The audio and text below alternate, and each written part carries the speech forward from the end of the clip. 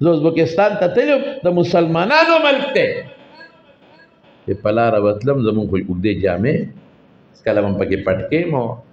او ګیره وه هلته خو ټول پینټ او شرټ دی ګیرې نشته د مولا ګیره هم نشته د امام بخاري د جومات چې کوم امام دی د هغه هم ګیره نشته داسې د 2 ورځو د 3 ورځو حجامتي ګیره ده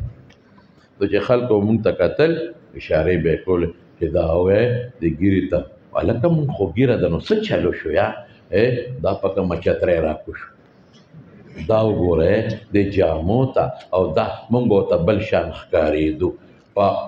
جاپان کې ما بانګونه و یو څو ځایونو کې ته د نیټ راغلی دي وایي دوستانو راته میسیجونه وکړل وایي ته بانګونو له تلې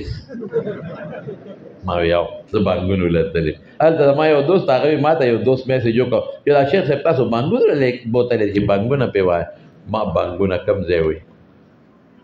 ما هلته یو غر د فوجي غر ورته وایي چې په دنیا کې غالبا 2 نمبر دی که 3 نمبر لوړ غر دی هغې سر ته یو 200-300 کاله مخکې پې زلزله هم راغلی وه خو زبردست روډ یې جوړ کړی دی هغې سر ته وختم بانګ مې ووایي ولې وجه درته وایم د دریاب منځ کې هغوی یو پکنک سپاټ جوړ کړی دی بلکل د سمندر دریاب په منځ کې او دې ته د یو طرف نه 10 کیلومیټره سورنګ دی په دریاب کې سورنګ دی دریاب کې ډبل روډ دی سنګل روډ هم نه دی دریاب کې ډبل روډ سورنګ دی په د سمندر دریاب کې لاندې بره پې بحري کشتۍ دي بحري جهازونه پې دي دومره ډیپ او جوړ سرنګانې جوړ کړي دي او 10 کیلومیټره بیا پول دی په سمندر دریاب او د دې په منځ کې یو سپیکنک پارټ هغې کې ما بانګ ووایي چړیاګر کې مې بانګ ووایي هغې داسې چړیاګرې نه دي لکه زمونږ ستاسو چړیاګرې چې دي هغې کې زمري کوله وي او خلک په موټرو کې پکې منځ کې ګرځي زمري پکې وي او دا ببرشیر او دا شرمخان دا کولو ګرځي او روډونه دي پکې مونږ پکې ما یو ځای کې شیشه ښکته کړه زه یې چغې و شیشه وچېته کړه ما وی خدایا شیره ټوپ نه کي دا څه په مصیبت وړې خو هغې کې ځای په دی لکه دلته او هغه دیوال او هلته د هغوی په ګاډو کې هلکان او جینکۍ ټرین ناست دي چې که دا په چاملو کې چې هغوی بیا دفاع کوي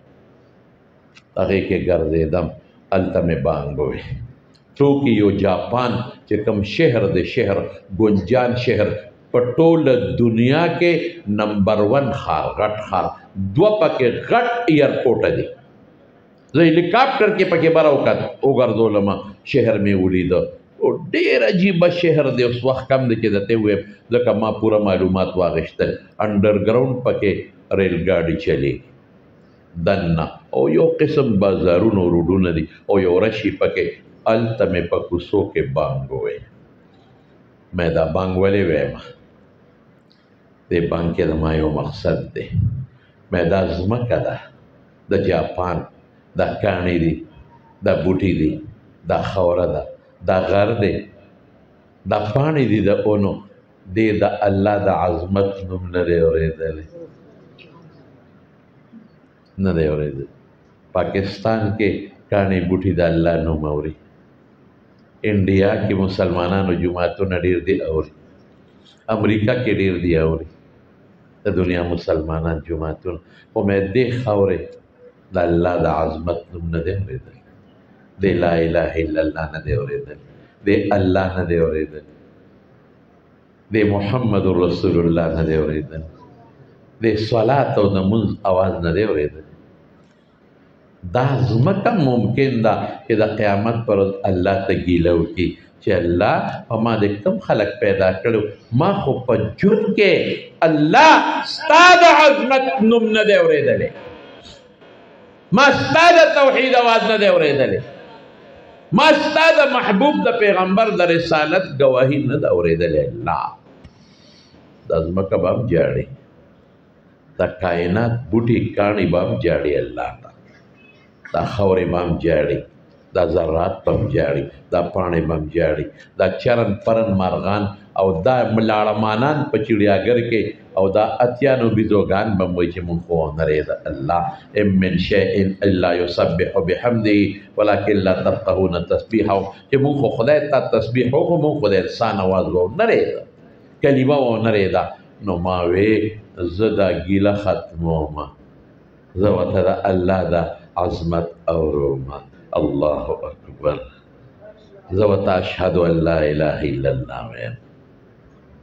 زه ورته اشهد ان محمد رسول الله وایم، زه ورته د منځ اواز اورومه، دا د کاڼو بوټو ته ګیله ختموم. الله به م خپی چې یا الله مخلوق مې پیدا کړ، ما خالق نه منې.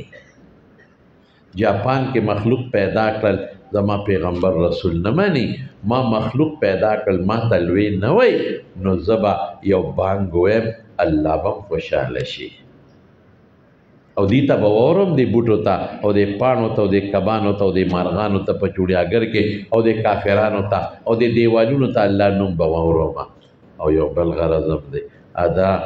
چې دا کاڼې بوټي ممکن ده ما فقیر ګناهګار له د قیامت په ورځ ګوی وکړي چې د په کافرانو ملک کې ستا د توحید اواز بلند کړی.